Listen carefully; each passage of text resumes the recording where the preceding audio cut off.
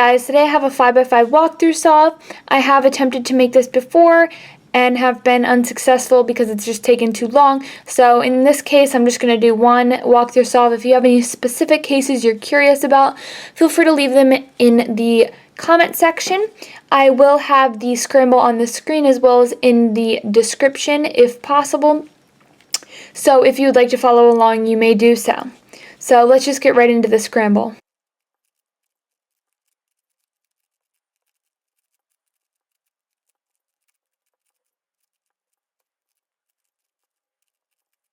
Okay, so hopefully I scrambled that right, and I realized that I forgot to mention before I started that this cube is the Moyu BoChuang, so if you are curious about that at all.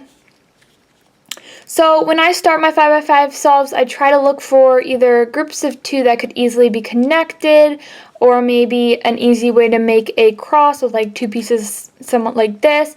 But for this, I don't see that many like fantastic things. However, I do see this, which could easily be brought up here, this block and this block.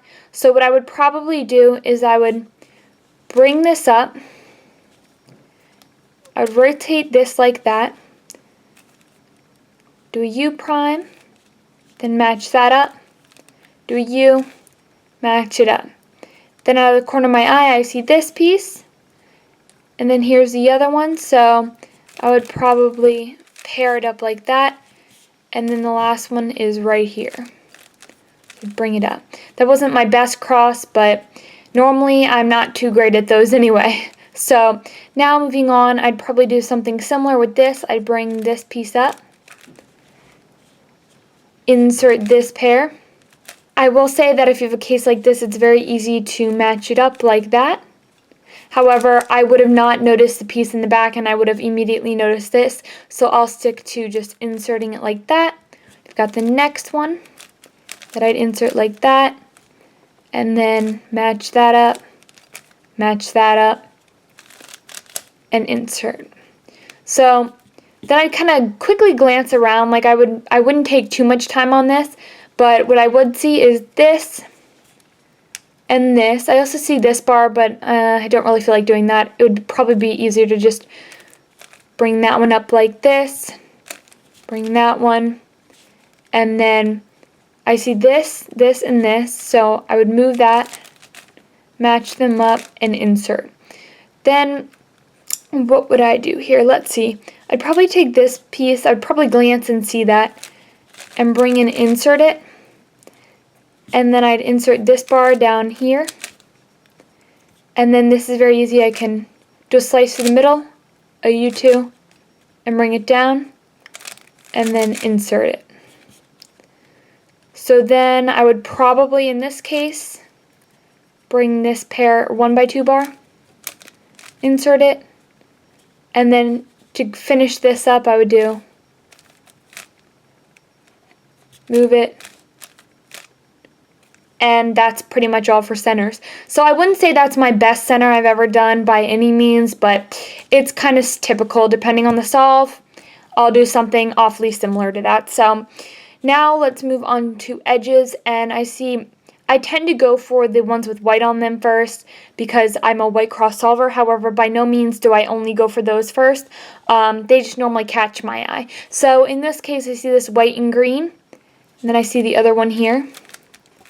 Match them up, and then when I was glancing around earlier I saw the next one right here, so I matched that up, and then I noticed that this white and orange, when I did the slice through like that, was right there, and I see the white and orange here. So I'm not one who likes to do any weird moves like this, so in this case I would rotate, line it up, look around, I'd see the next one, and then it just so happens that another white and blue is up here. So I would insert, cross over. Then at this point I know it's not up here because I can clearly see that. So what I would do is I'd flip it over, and here it is. So I'd insert it like that. And then some cases, depending on the solve, I put them all on one face and then flip over. But in this case I see this yellow and blue and these two. So what I would do is I would insert that in, insert this in. Then if I slice it over, do the flipping alg, slice it back, I would have finished that up. And I also saw this blue and orange and this blue and orange. So I would kind of replace it because I don't see the blue and orange center up here. So I'd replace it with a random one. I would slice it over, then I know it has to be up here, and it is right there. So I'd insert that, and as I inserted it, I noticed this is yellow and orange, and this is yellow and orange. Slice through, insert it, and then slice over. And because I'm doing this slower, I don't know if I would notice this if I was going faster, but I did notice that I have these two pieces matched up, and I saw the third one there. So I'm going to do this now, but honestly, that might be iffy whether or not I'd see it in a solve. But I line that up, and I'm still keeping in mind that I got this little orange and yellow piece over here, or chunk. So I see the orange and yellow, line it up, and then this is the last bar at the top. So when I'm doing a solve, I'm not sure if I would truly notice that this piece is here, but hopefully I would. So we're going to insert it like that, line it up, and then do that so we have all of these done. So now we're on to last four. So up until recently, I used to hold it like this with the four edges kind of to the right and left of me. However, Patrick Ponce commented on Sean's video saying he should really learn how to do it in this way when you have it in this middle as your middle slices. So that's what I've been trying to do lately. So what I would do here is I've noticed multiple things. Number one matched up, like amen, God bless ya. That's a blessing. That truly is a blessing. So now we've got this bar. We also have these, which I love this case. For whatever reason, I love being able to slice over and fix that. So what I would probably do here, just because it's most conveniently placed, like I can't really slice over and fix this one like that. So I'd probably bring this down and then do the flipping algorithm from the middle slice and flip back. And what we've got here is these two and these two. And since they're conveniently placed to do the algorithm, I would probably not just slice over like that and end up doing parity. I would keep it like this. I'd do that algorithm. It's the one that swaps these two. And then it would leave me with double parity, which can be easily fixed by slicing over, or slicing through the middle, doing the flipping algorithm, and then slicing through.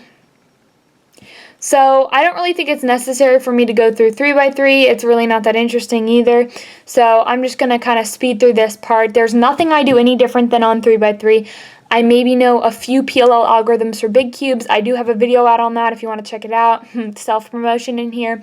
But honestly, nothing too special in this stage. So I'll speed that up.